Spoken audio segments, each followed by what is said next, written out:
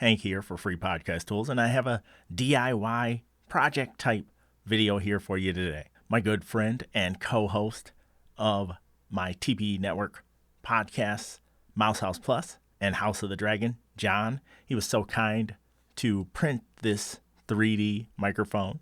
He printed a prototype, a cheap one in black. He printed a flamboyant yellow, kind of goes with my shirt. And then he printed a gold one with heavy duty filament, but it broke instantly. I was on a Reddit thread several weeks ago, and they were talking about 3D printing a body in order to house the Shure SM58 or the Behringer XM8500, I believe it's called, which I don't own. I already own a 58, so I begged my friend John, who already has two 3D printers, to print me the one that would fit the SM58. So he printed 3 of them, like any good friend would do, and sent them to me, and they arrived recently. Unfortunately, the gold one that I wanted to have on stream, which was the best looking of all 3, broke instantly in my hands. The grill did anyway, and it's embedded in the thread, so I can't even put a different grill on it. But I'll make do with what I have. So this is a really rough print right here that I have on the boom. But I just wanted to show you that you could house the Shure SM58. So if you wanted the bigger body look instead of the stage handheld look, then you could get someone to 3D print it for you.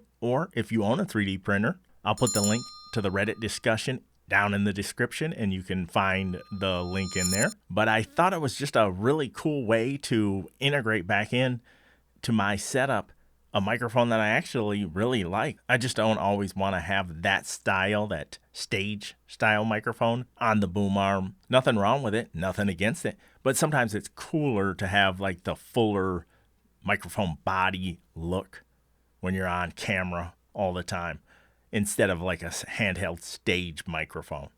Just has a different feel to it. But I think the SM58 sounds really good, and I'm going to switch over to the SM7B. And here's the SM7B. I honestly think the 58 sounds better than the SM7B. I always have felt like that.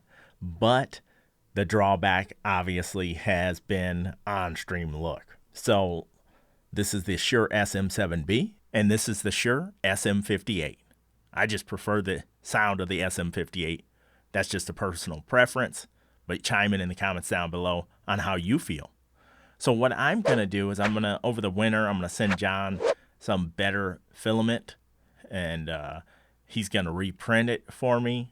I'll have it in a color scheme that works best for me. The black is cool, so I might just have him do a high quality black, or I might get crazy and do something flamboyant like he did, where he has this nice yellow maze microphone, or maybe I'll pair it up with the lights in the background and have it match. That might be cool. Have a red one, have a green one, have a blue one, have this yellow one, and some other colors, and then just switch it out, match them up.